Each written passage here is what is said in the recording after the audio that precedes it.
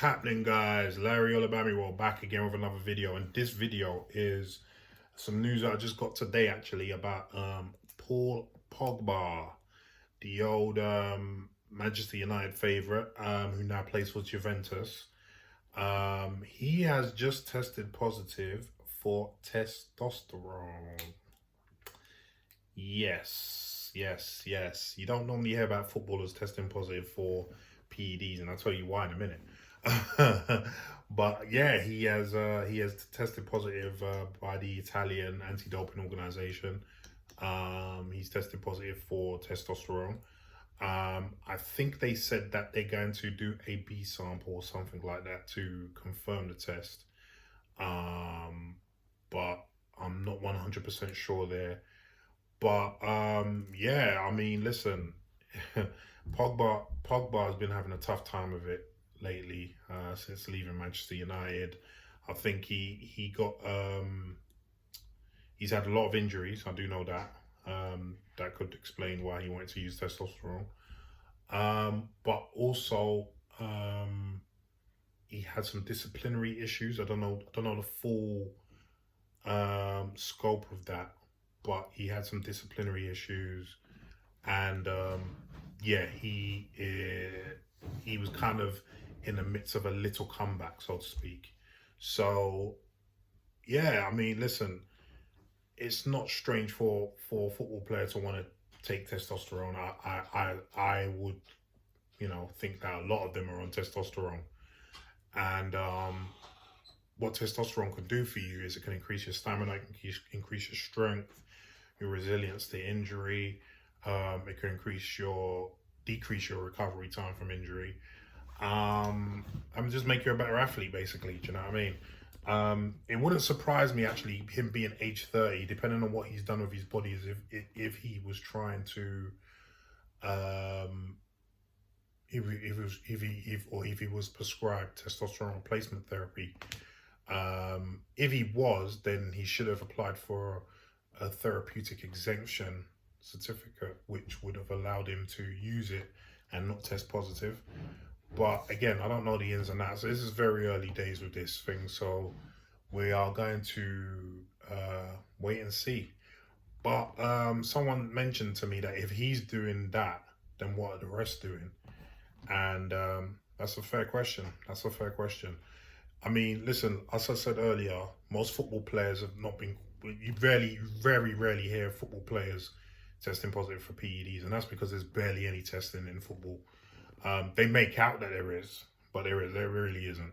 They can't afford to, because, listen, footballers, we know, are some of the most party hard athletes in the world. Like, we know it. I know quite a few professional players, and they get up to a lot of crap. You know what I mean? A lot of recreational drugs. Even there was one time, this was years ago, but remember Rio Ferdinand? When he was reprimanded for jumping out of a window because a drug test was on. Like, they wanted to drug test him, and to avoid the drug test, he jumped out the window.